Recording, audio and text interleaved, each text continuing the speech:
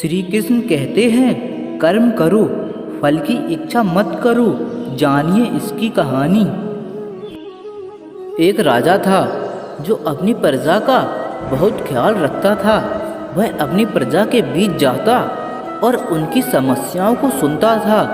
वह कोशिश करता था कि वह उनकी समस्याओं को दूर कर सके।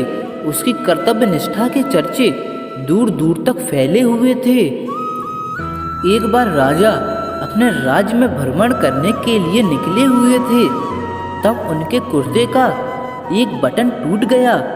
यह देख राजा ने अपने मंत्री को तुरंत बुलाया और उसे आदेश दिया कि वो गांव के एक अच्छे दर्जी को बुला लाए जो उसके कुर्ते का बटन लगा दे। यह सुन मंत्री ने गांव में दर्जी की खोज शुरू कर दी। संयोग से उन्हें एक दर्जी भी मिल गया। गांव में उसकी एक छोटी सी दुकान थी। उस दर्जी को जल्द ही राजा के पास लाया गया। उस दर्जी से राजा ने कहा कि क्या वो उसके कुर्ते के बटन सिल सकता है। दर्जी ने कहा कि यह तो बड़ा ही आसान काम है। दर्जी ने अपने थैले से धागा निकाला और कुर्ते का बटन लगा दिया। राजा बेहद खुश हुआ और उससे पूछा कि वो उन्हें कितने पैसे दे। इस पर दर्जी ने कहा कि इतने से काम के लिए वो पैसे नहीं ले सकता है। इस पर राजा ने कहा कि वो इसकी कीमत जरूर देंगे।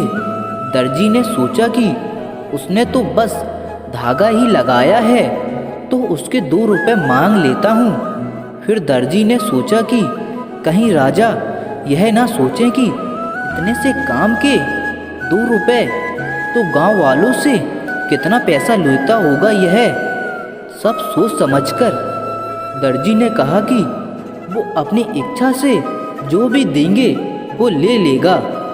यह सुन राजा ने अपनी हैसियत के मुताबिक उसे 2 गांव देने का फैसला किया। राजा ने कहा कि कहीं समाज में उसका रुतबा छोटा ना हो जाए, इसीलिए उसने यह आदेश दिया।